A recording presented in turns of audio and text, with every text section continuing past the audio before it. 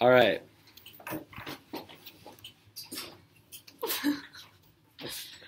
All right. So today we're going to talk about responding to theory. And also structuring your theory shells and going for theory in like late speeches. And how to drill theory. Lots of stuff to cover. Oh wait, I actually have to do more attendance briefly. Okay. Alex? Yeah. Angela Zhang. Anyone want to give her a text? No one knows her? All right. Andrew. Seku. All right then. Yeah. Cool. So for responding to theory, we're going to talk about a variety of strategies you can utilize. Like, first, without winning offense to a counterinterpretation in order to deal with theory, which is especially useful in cases in which you don't know what to do when you hit a theory shell. So the first thing is just like... Oh yeah, yesterday we had a list of 10 ways to weigh between standards, so this is going to be a list of 10 ways to respond to theory. Yeah. Ways to not lose. Okay. Not as catchy, but important. So the first thing is eye meets. So you might be thinking, but I can't make an eye meet if I don't meet the shell. Not true. You can always make an eye meet. For example, someone in this room won quarters of Bronx on the eye meet that Belarus was multiple countries because the government changes over time in terms of who is a member of the government. Which means that you can do, yeah. That makes no sense. Like, it was Why like... did somebody not beat back that I mean? If you're answering T plural and you prove that reductionism is true in the AF, that means that you implement the AF in infinite countries. It's just true. Okay, I don't know if it's just true, but it's definitely an argument you can make. So you can do things like these are like tricks that people used to go for on theory that for some reason they don't go for anymore. Just say text of the interp outweighs spirit of the interp, and then just make like a bajillion reasons why you meet the shell. And also consider just saying like the fact, or they can't make new like text versus spirit arguments in the 2AR, right? Just to block them from doing any weighing. So not only do they have to prove why they should be allowed to read spirit of the interp arguments, they also have to warrant spirit of the interp, and then prove why they meet the spirit of the interp. Yeah. It's hard. The next thing is to make U-bites. So that's also especially strategic with eye meets because you could potentially be in a situation where you're just like are losing a shell really hard, but you're winning that you meet and they violate, so they lose. So just like try to be creative because people weird interps like very awkwardly a lot of the time, which gives you a lot of ground for eye meets. The next thing is fairness in education, not a voter. I think these arguments are like generally not very good, but like if you have nuanced ones, people have a difficult time answering them. I think here's an argument I think is interesting. If people read T on you with a textuality voter and they're like, the judge's jurisdiction is to vote on the resolution. Just extend the textuality voter and be like, the judge's jurisdiction is to vote on the resolution. Is T the resolution? No. That means that you just have to evaluate like whether or not a whole res AF is a good idea, so T goes away. I don't know. That just like intuitively makes sense to me. I don't understand why. Because these jurisdiction arguments just explain why it's only within the judge's jurisdiction to vote on the resolution. But like, it's never going to say in the tournament invite like drop people that defend plans, right? It just means that the judge should evaluate whole res. So it'll only mean drop the argument. Exactly. And stop me at any point if you're confused about any of this. Maybe we should try to see if they can come up with some of these. So what are some other ways you go about responding to theory? We talked about a few of them on the first day. Drop the argument, yes. Nope.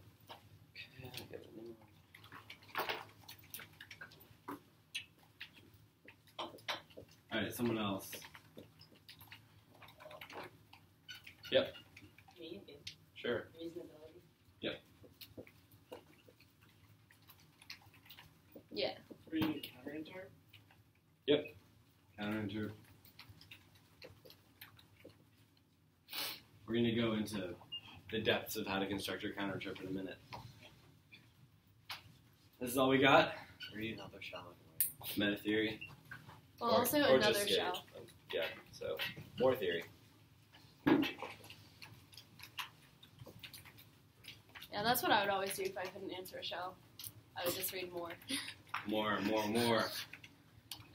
Norm setting? Or, yeah, I mean, yeah. Do you think it would be enough to just respond to a theory shell by saying norm setting good? No, probably not. What would you have to pair it with? Like, how it's going to be implemented in the future? How the counterinterpretation? Yeah. Okay, yeah, so you need a counterinterpretation with it. Okay. So norm setting is only going to be useful for you if you have a counterinterpretation to generate offense too. So Okay. we'll put that under that. Any other things? No one's ever responded to theory, say, by like using their K to outweigh? Oh, yeah. Oh, okay. So there's one.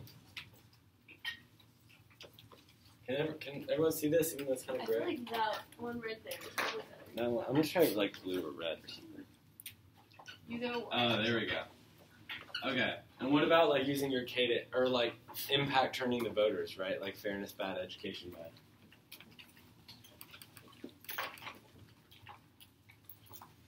I think the things that we said yesterday about interacting theory with K's also apply to interacting like K's with theory.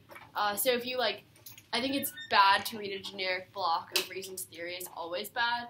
It's much better to make like more specific arguments about why your critique would criticize their interpretation specifically, if you can do that. Last one. Or unless you can think of multiple more. Use things in your framework, like following paradox. Yeah. So like, I guess that kind of like fits in with the last, or they're slightly different. All right, we'll have 11 then. So I guess I'll just say like framework tricks.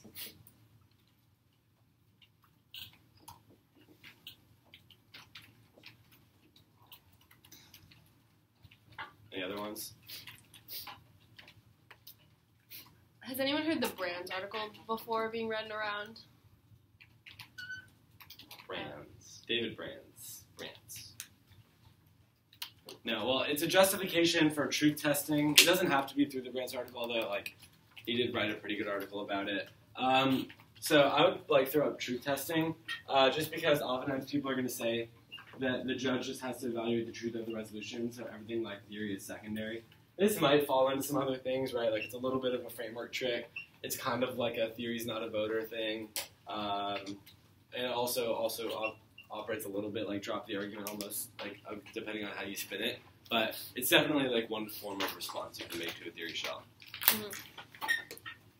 Cool. Any questions about anything we've talked about so far? Okay. So we're gonna jump into ways to construct a counterinterpretation that like gives you more access to offense. So the first thing is that you want to add planks to your counterinterpretations because planks enable you to solve back for their offense.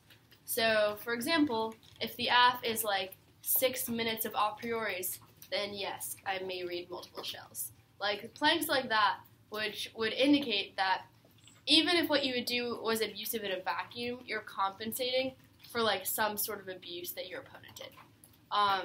So like you can consider making part of your counterinterp like what would be functionally a different shell about something abusive that they did, and just say that your practice compensates for that abuse. I briefly talked about this. Was anyone in the Advanced Theory Trends module yesterday?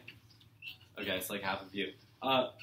One idea is like, if you don't feel like reading your own theory shell for whatever reason, maybe they like read a huge dump for one AR theory bad or something like that, you can read a theory shell as a counterinterp. Just be like, counterinterp, I can do the thing you say is bad if you did this really abusive thing, and then your argument is that even if I was abusive, it just compensated for the fact that you were even more abusive, and it's kind of like a reciprocity-ish argument. No one in that module had any like intuitive problems with that. I don't know. I think it kind of makes sense. I've never seen anyone do it in the debate round though. Yeah, I think the most like the place where you would see it the most is in terms of like counterplans against plan AFs. Like I get conditionality if you break new. I get pick if you read a plan.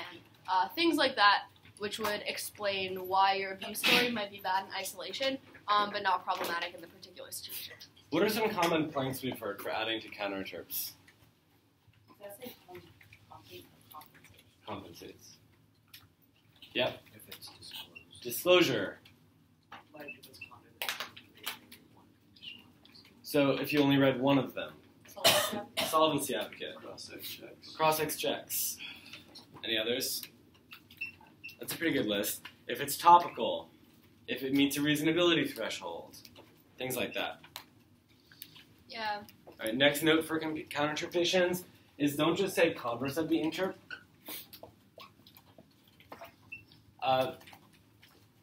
The reason being, like, I guess most people won't call you on it, but it doesn't really make any sense because the logical converse of something only applies in the context of like conditional logic, but interps aren't phrased conditionally like in if-then statements. Also because the converse of a statement in logic isn't like what people think it means, especially when they say like neg must defend converse of the resolution. Yeah. It's very different. A thought I have. I think that if you read a shell that has a couple of planks and you know your opponent likes to say counterinterp converse of the interp, read text first when you read theory, and then when they say converse, or like just converse of the interp, in the 2AR just be like, they don't have a counterinterp, converse of the interp is not a counterinterp. Oh yeah, Doesn't like read a mean logical anything. definition of what Yeah, the like read a converse definition of what actually is. converse actually means and be like, this is completely meaningless. Oops, text first, you can't evaluate spirit. You don't have a counterinterp to my shell that makes any sense. And then you win on theory. I think people should start doing that because it doesn't make any sense. For some reason, everyone's accepted it, but it's like an incoherent norm. Does anyone know about like logical stuff like converse and inverse? No? You kind of do? Does inverse make more sense? I don't know. Okay. Alright. just say None of them make sense then. Yeah, because converse is like, in logic, if you have the statement like if A, then B, the converse is if B, then A. Like, that's what converse means. Definitely not like opposite of the interp. Anyway. Who here has ever been in a round where you've hit a theory shell and you know exactly what you know what you have to defend for the counterinterpretation, but like for the life of you, you just cannot think of like offensive reasons why the counterinterpret is good, like standards, right? Okay, so at least one of us, many more of us. So we're going to talk about like strategies in this situation, ways that you can make sure that you always have some kind of net benefit to your counterinterpretation. So I'll just start with the first. The first one is that chances are you can always have some kind of education argument. Any argument based on its introduction into the debate round probably has some net positive impact in terms of like learning because you have to learn about the argument. So you can always just make an argument about why whatever position you read is educational because it involved learning to some extent, right?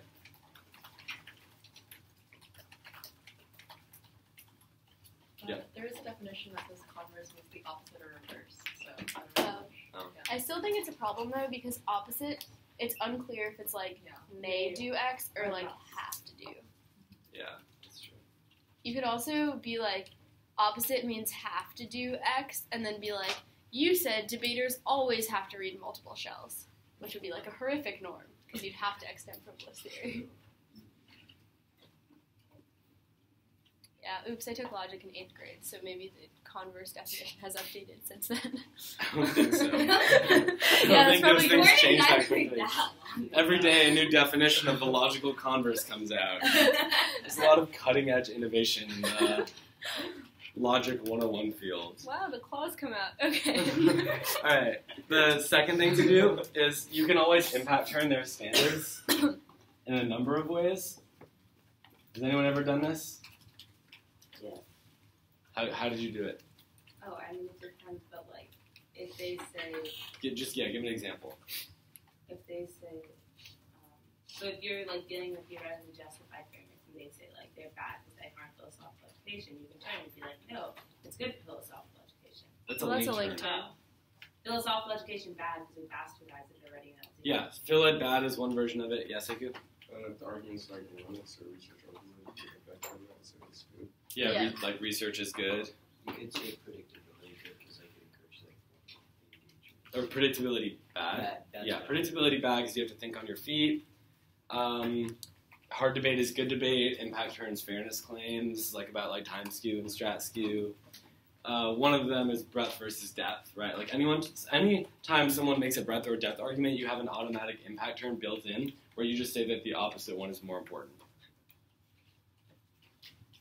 Yeah, I think, and there are a couple of standards where this doesn't make sense, like reciprocity, because I think like reciprocity is definitionally what fairness is, but definitely with a lot of the other ones. I think You can always think of an impact turn. You can think of an impact turn to reciprocity. Reciprocity isn't real world because life isn't fair, so it teaches us to not be ready for. I'm sorry, I'm just joking. This is not an argument you should actually make. No. I think the only potential one is, so you can use side bias to like impact turn standards. So you could say like time skew. If you're affirming, you can, and you're answering like a neg-shell, you could be like time skew good compensates for app side bias, like, and like the like 7-4 time skew that I have going into the 1AR. So arguments like that could potentially function as impact turns to other standards. If you don't know what to do, make a side bias argument. Yeah. And then just be like, me being unfair is good because it compensates for the fact that my side is skewed. Yeah. Okay, last one. Side bias as an impact turn. Well, yeah, so you'd just be like, you'd have some sort of like aff flex or neg flex argument, and then you'd be like, aff is already at such a significant disadvantage that like me having like this amount of flexibility here compensates for that abuse. Yeah. Yeah. The very last one is ground. So the ground standard is like similar to education in that you're just saying, like, by definition, any argument that you read constitutes ground for you. So just try to like think of a reason for why what you read is like important, right? Like think of the reason you chose to read it in that debate round. Chances are you could turn that into a theoretical objection, right? Like it was the most strategic argument to read, and like any other argument would have failed, so I needed this argument. The important thing to remember about ground standards is that in LD, people only do the first half of a ground standard, which is where you just explain what ground you lost. That's not enough. A ground standard needs to explain, 1, what ground you lost, and 2, and most importantly, why that specific ground is key. So you need to be explaining specifically why the ground you lost was important for you in terms of fairness or education.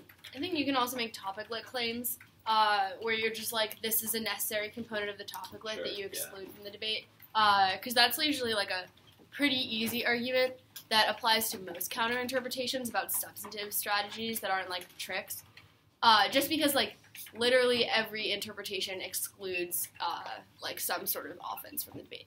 Yeah, these arguments aren't like the meatiest standards for a counterinterp, right? But if you pair them with like good defense to their standards, there's like a good chance it'll be enough for you to win the round. But like ideally, you should also just be generating reasons why your counterinterp is good that are specific to whatever's happening in round. But if for some reason you really can't generate any offense relative to that, this stuff. Oh, I had one more to add also. This one I've never seen executed in a debate round, but it makes perfect sense to me. And it's, I don't exactly know what you would call it, but I think you would call it like argumentative autonomy or something. And it's just that there's like some value to like letting people decide things for themselves instead of imposing rules on them. So like, for a while, so you know the whole competing interps versus reasonability thing I explained about how competing interps would say that a judge could vote on like a must-have 11-point versus 12-point font shell, that kind of thing. Does everyone remember that? For a while I was like struggling with this because it seems like a really intuitive objection to competing interpretations that it would lead to this kind of like absurd conclusion.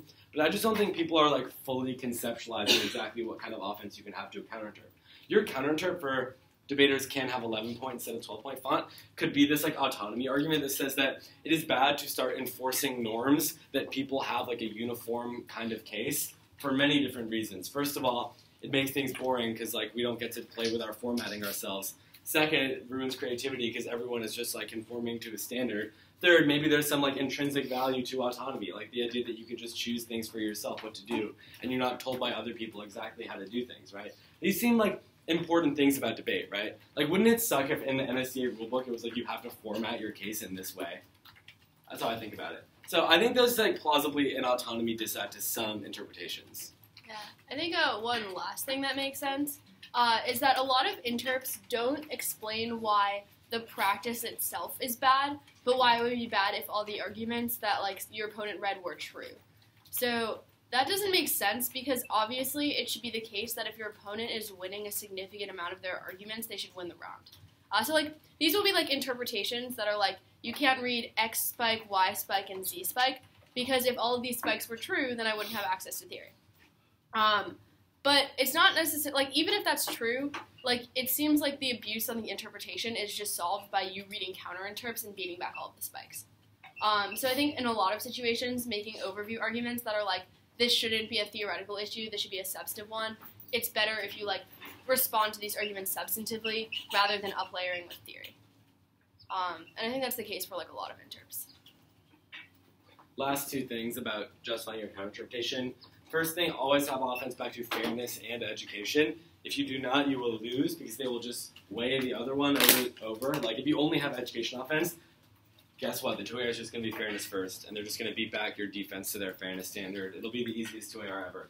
So make sure you have offense on both layers, whether that's through link or impact turns to the standards. And then the second thing I would say is that if you're looking for like just generic defense you can make against their shells, first of all, there's a lot of like generic answers to time skew people make, like we both have 13 minutes. There's like, oh yeah, if you just like read generic side-by stuff, that would answer it. Oh yeah, you can get faster to deal with it, things like that. More generally against fairness claims, like you can do it too. So, has anyone heard of you can do it too in the context of like a theory argument before? Yes. Only Eve? Yeah. All right, what was the argument? I kind of forgot, but like I just You've heard it. You can do it too basically just says, it's not unfair if we can both do it, right? If the whole point of a fairness voter is that, like, it gives one person a competitive advantage over the other person, if you can also gain that competitive advantage, then it's not a fairness violation. So, if you're looking for defense, that's one thing to make. This runs into problems because, one, obviously a world in which everyone is just racing to find, like, the best ways to cheat, even if their opponent can do it, would probably be, like, a terrible debate world for education.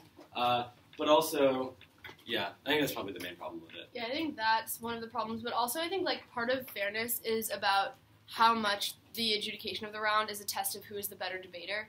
And so there might be like some sort of race at the bottom in which people can both do things, but the things that they're able to do in the round to get adjudicated on are not things that are measuring like how good a debater you are.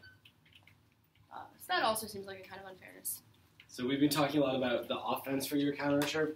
Do you want to read this stuff about like how to like structure your shells? Yeah, sure. So here are some things to keep in mind when you're extemping theory and writing shells. The first is never say A is the interpretation.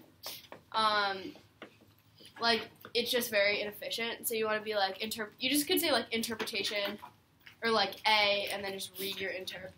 There's no reason to like add extra words there. Or consider ditching the whole A, B, C thing, right? Just say like interp, violation, prefer the interp, and then give your reasons, and then say vote on theory, right? I don't think that there's a reason why you need to stick to that. I think you can also just read it as a paragraph.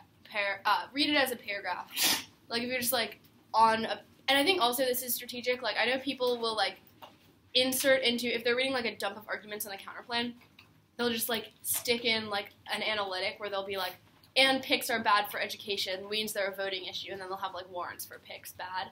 And sometimes people are like less familiar with responding to things like that. So that might be like a good strategy for constructing theory that's also more efficient. With condo too. Yeah. Do you have a question? Isn't paragraph theory kind of problematic? I don't think so. I mean, is there like a particular issue you have with it?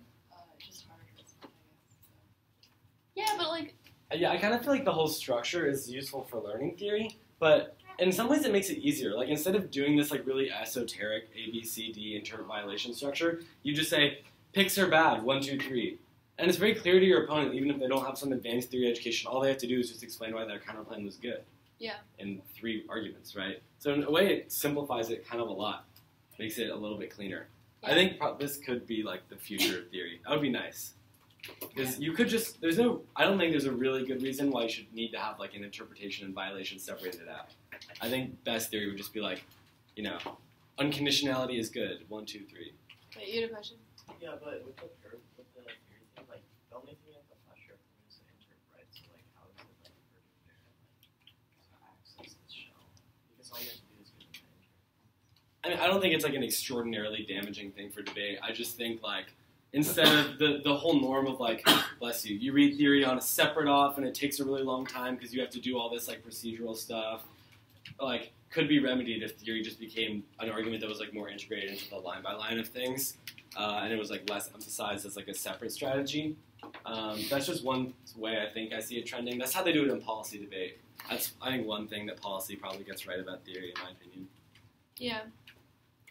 So the next thing is that your internal links should not take you long at all to read, just because like no one's ever lost a round on like the judge saying I didn't think that your reciprocity internal link was strong enough. I think there are a couple of standards where maybe you want to flesh them out more because they're more susceptible to impact turns. For example, like a limits argument if you're reading plans bad. But most of them you want like 4 words or something that explain why it matters. Does anyone not know what we mean by like internal links in your theory shell? Okay, good. Does anyone have the belief that like saying reciprocity is key to fairness because when ensures equalizes the ballot is like super important for the theory debate? Okay, 1, 2. Anyone have the belief that they're just like not important? All right, and then who has no idea because they've never thought about this specific theory issue? Okay, so some of you just didn't raise your hands in general, but anyway, like I'm personally of the belief that internal links are unnecessary. I don't exactly know what nuance or interesting thing they add to the theory debate because you're just repeating the same sentence in every theory shell. It doesn't really add anything. I've never seen a debate come down to the internal links. So I think perhaps in the future of theory, it'll just be the kind of thing where like it's assumed that things like ground and strat skew link to fairness unless your opponent were to make an argument to the contrary, right? But for now, many judges do require internal links, so try to get through it as quick as possible. I wouldn't even waste my time with a whole sentence like time skew is key to fairness because X. I would just say the time skew word, and then I would just add at the end, which means it kills fairness or something like that, right? So just make sure that you're somehow mentioning fairness and your interpretation being key to fairness. That'll probably be sufficient for like the judges that are sticklers about internal links. Yeah.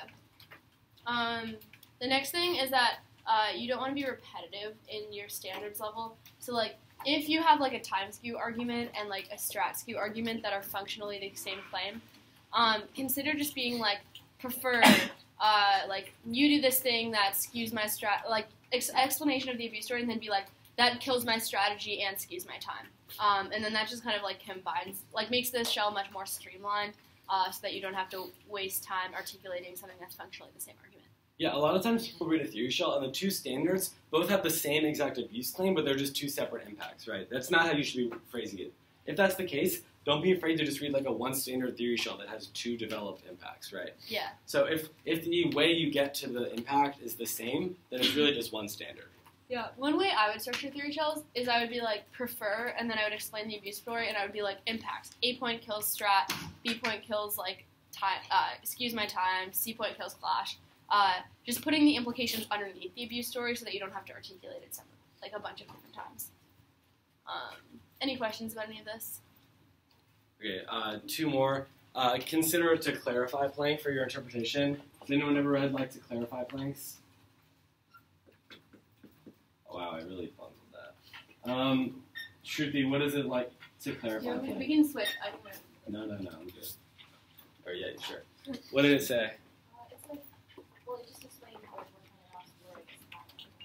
What? Like when I need to read, it explains what kind of docs are allowed in the intro instead of what just they can't do. Sure. So like maybe if you read a negatively worded interpretation, like they can't do X, you throw in into clarify plank that says what they must do afterwards.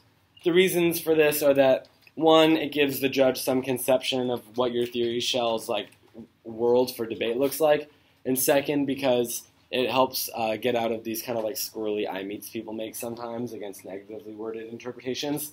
It's just another way to phrase your interp so that it decreases the chances of them finding a way to get around it. Yeah, sometimes if you have like a positively worded interp, you can just be like, to clarify, they may not, and then just describe exactly what they did, and that makes it really hard for them to get out of violating the shell. The last thing here is that when you write out a theory shell, you should go through it multiple times to ensure maximal efficiency, especially with your voter section.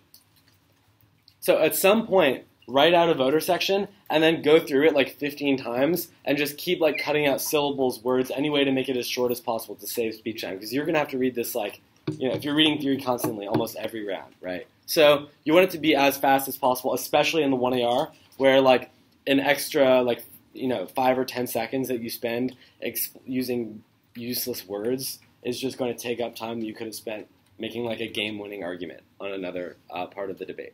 So go through every part of your common pre-written shells, to ensure that you're not like wasting a lot of words and you're being economical. Cool. Any questions about this before we move on? Awesome. So we're going to talk now about going for theory in later speeches.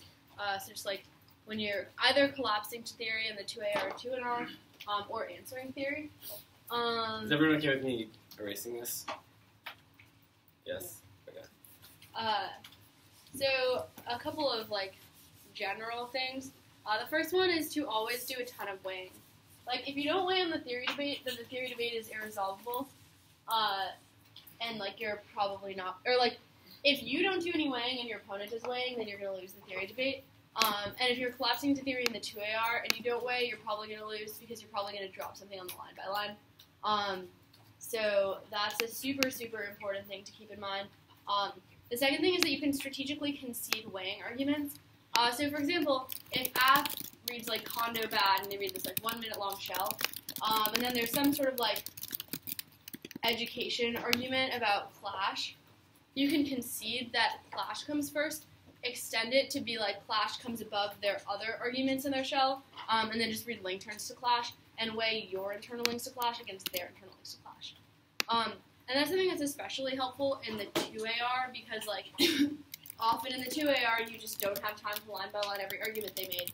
So they have like one standard that they say comes above all the other standards. You can concede their weighing that standard comes first, and just do like comparative analysis and linking to that standard. And then that way you can be like, I'm conceding all these arguments, but they don't matter. The next thing is that you should collapse. Or, did I say collapsing already? The next thing is you don't have to extend interps and violations. Just be like, they've conceded theories of voting issue. Also, instead of extending all the voters, because people spend a really long time extending like the interp and the violation proper, but like insofar as that's not contested, that's not going to be an issue in the round, so it's just a time suck. Cool. Any questions about that? Okay, so in the 2NR, there are a couple of things that you want to be doing. The first one is like preempt the arguments you think the 2AR is going to go for. So like if you think they're going to go for some sort of like education outweighs fairness clap, be like, don't evaluate binaries of like education first or fairness first. You should always evaluate on a strength of link question. So things like that. Yeah. So yeah, you just want to think of like what their strongest standard is going to be and how they're going to try to frame the debate in the 2AR, and then just make preempts accordingly. And then the other thing that's good, I think, is to not just go for like fairness or education first in the 2NR, because like if you just extend exclusively education offense and then you're like education first, then it's very easy for them to make the claim that we were talking about yesterday, where they just say that even if it is the case that like education is like more important than fairness, both of them are voters and matter in the round, so we should just evaluate in terms of strength of link. I have like 100% strength of link to fairness, which means that I should win on the theory debate, which I think is a very compelling argument to make.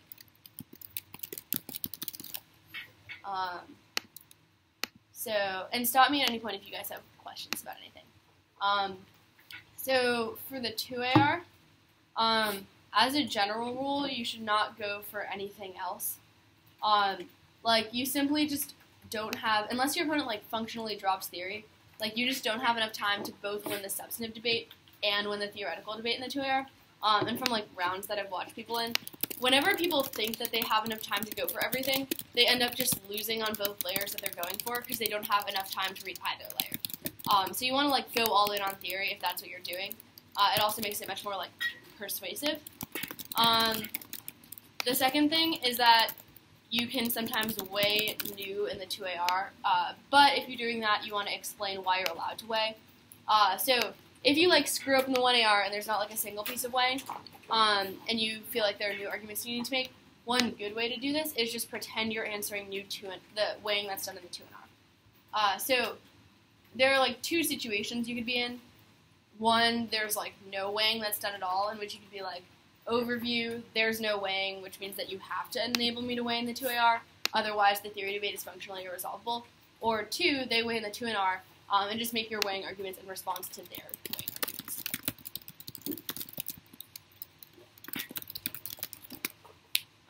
Okay. Yeah. Do you want to do theory drilling? Yeah, sure. Cool. Cool. So the last thing we're going to talk about is how to drill theory, and then we're going to do Jack's Kahoot. So, something to look forward to. Get excited! Kahoot! Alright. Okay. Not that excited. By the way, alright. did Angela Zhang ever get here? No. Alright. So, these are things that you should, like, if you do these drills frequently, then you'll get very good at theory. So, like, I recommend doing them at some point. So first thing is have mini theory debates with friends or people on your debate team.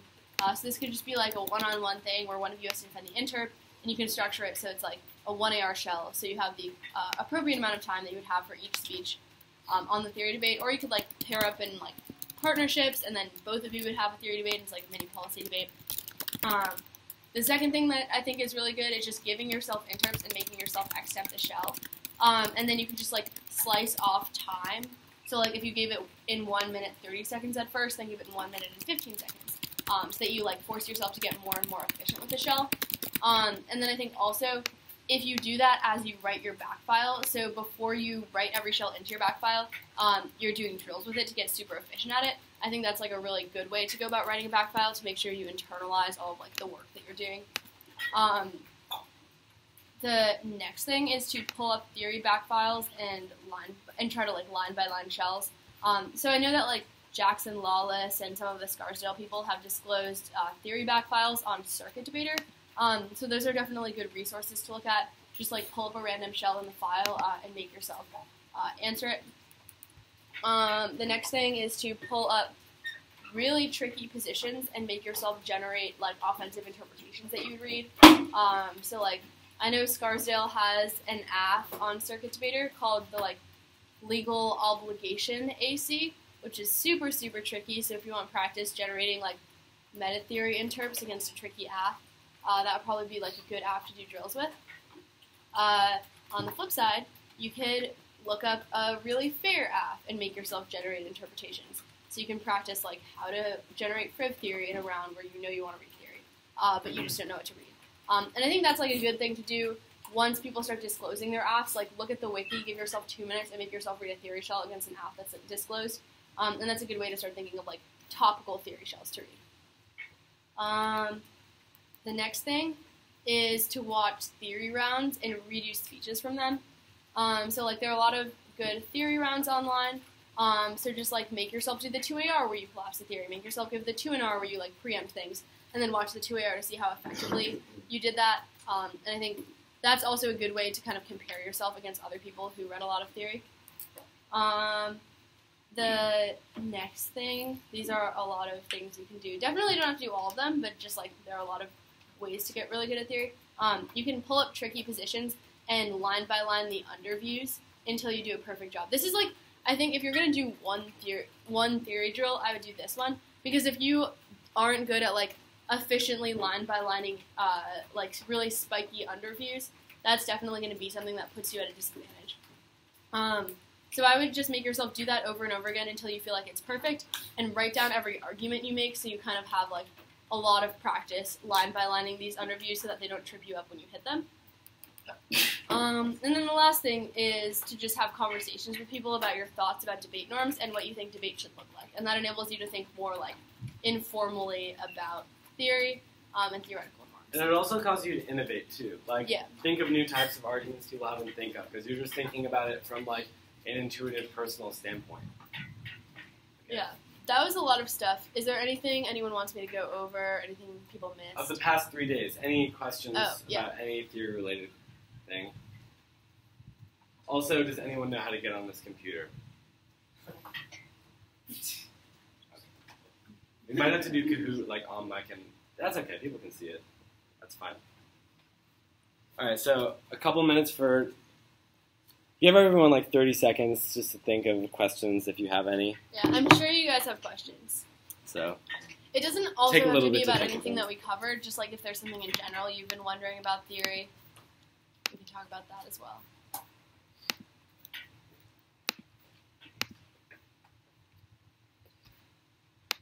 I think they're purposely not asking questions because they just want to get to my Kahoot. They're so excited. Yeah. How often should we be drilling theory? There's no like set answer. It just depends on you and like how much you want to do and how much you feel like you need to improve. But like, I mean, don't stop until you feel like you're really good.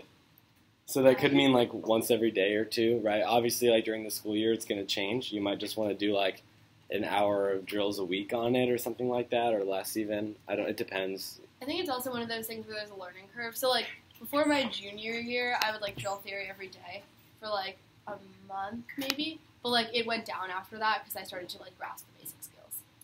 So like I wasn't drilling theory. I would maybe like a couple, like every few weeks I would do like a theory drill or something. I just had one more theory drill I wanted to mention. That this is like the main one that I did.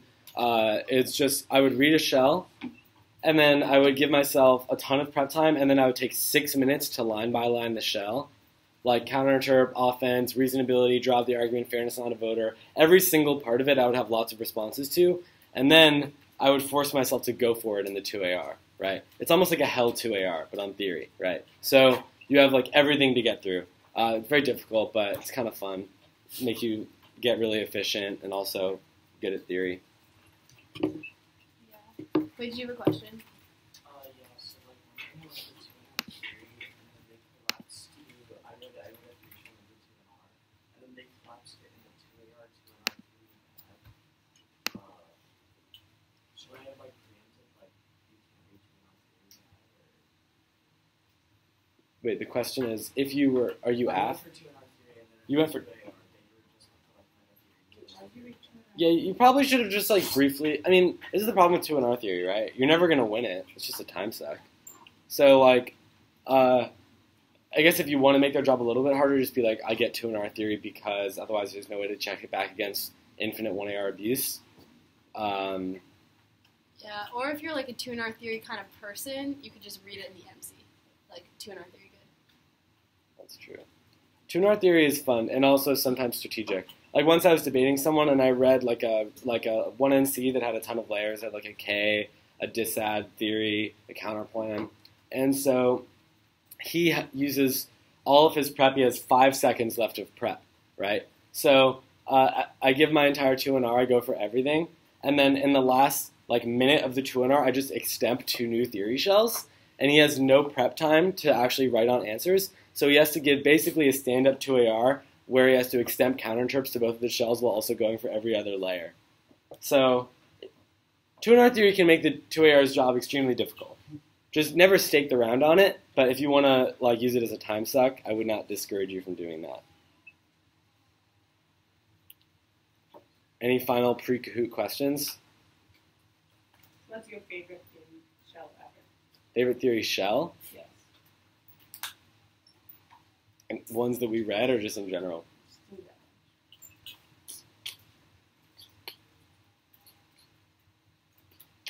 I feel like I shouldn't say a really frivolous one because then I'm imparting uneducational norms on everyone. So it must spec counterpoint status in the speech itself. No, we're not advocating these. Wait, is it really that? No. I always thought epistemic modesty plus plans bad was a really smart theory shell that I never saw anyone read. Oh yeah, I think that's true. Yeah. I like TJF's bad. I think they're bad. Oh, my favorite theory shell was must read TJF's. TJF's good, but like an offensive, like you can't read philosophy in debate rounds. That was my favorite theory shell. It's horrific.